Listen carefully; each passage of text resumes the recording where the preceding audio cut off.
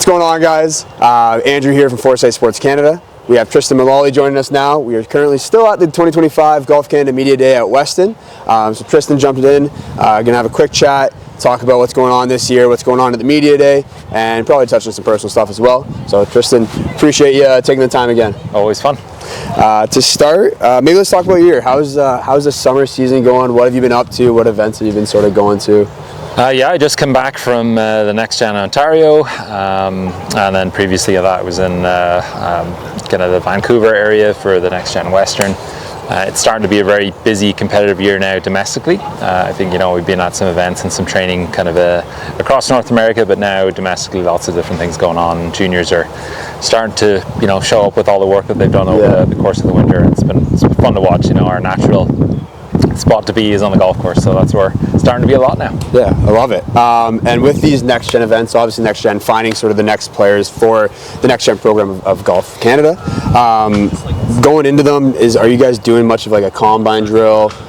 With that, obviously you guys are Foresight users. Could you sort of touch on how you do the combine drills and what you're sort of looking for in those? Yeah, so as part of the NexGens, at each venue and the practice day, we do a talent ID, a combine, and basically it's a series of tests. One of those is a club head speed test and a ball speed test, and we use the quad to kind of reference those and measure them.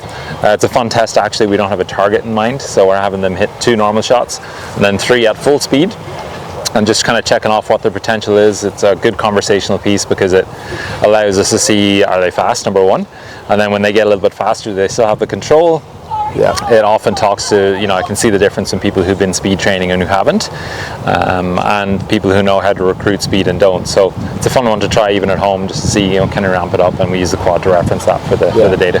Awesome. And obviously, like you said, seeing the kids sort of come in from the winter into the summer, seeing what they've been doing in the winter and how they've been progressing, and definitely at this age, you probably see a lot of kids who, sort of mature and grow, and they probably jump up probably a decent amount when it comes to the speed. They're maybe a little bit taller, a little bit bigger, and also a little bit more probably able to get up there. Yeah, this is an interesting age category. In that 15, 16, 17, you'll see all sorts of differences. You'll have, kids who are maybe just coming into maturity. You have kids who've got a beard for a couple of years and, look like they belong in the kind of adult side of things. But everyone's different, and I think that, these tournaments really are about score. And, what we're seeing is the players who are the most proficient, who can manage their game the best.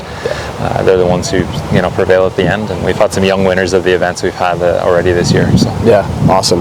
And I guess we'll touch on a little bit of the media day that we're doing here. For those of you that don't know what sort of the media day is all about, but a lot of the media guys get to come out. We get to attend a Team Canada member day where they bring us through some drills, both mental drills and also obviously the physical abilities on the golf course.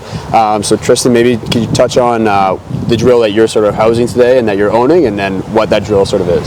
Yeah, this is a fun day for us because on a day-to-day basis we're working on athletes. We're trying to help them practice, train, get better over the course of the year so that they can achieve their goals.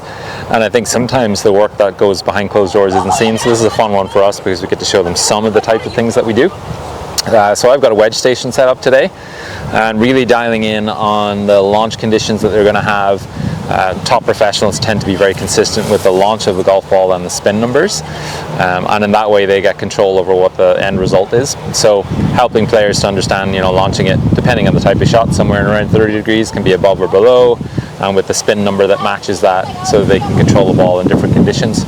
I've set up a station that we've kind of pre-built that does that too, and then we got some quad maxes up there with the MyTiles feature built into it to be able to, look at the things that are important and show those. So we're gonna have fun with that. I think for our strong players, it's kind of old house now. It's pretty no hat, but I think for some of the participants trying to go through for the first time, there's going to be new stuff, and launching it that low with the wedge that has maybe 60 degrees on there, it's definitely something to do with technique for sure. Yeah, for sure. And so when you're launching it that low, is there a certain spin rate you want to sort of catch in a? It depends how far. So it'll ramp up as things go. If you're thinking about a 50-yard shot, something in the 65 to 7,000 is pretty solid, as long as the trajectory is suiting those conditions. If you're playing with those kind of spin numbers, you're going to have a really, I would say varied approach in. But if the greens are really, really firm, sometimes you got to match the trajectory and actually bump that up. But also know how to try and retain the spin, which isn't easy to do. So again, having a kind of a baseline number and then being able to work up or down based on the conditions is really the key to it all. Yeah, and obviously trying to do all that while not blading it across the green. Right? That's my biggest Hopefully that's issue. not a concern from our national team. Yeah. And just one final question: what are you looking forward to most this year?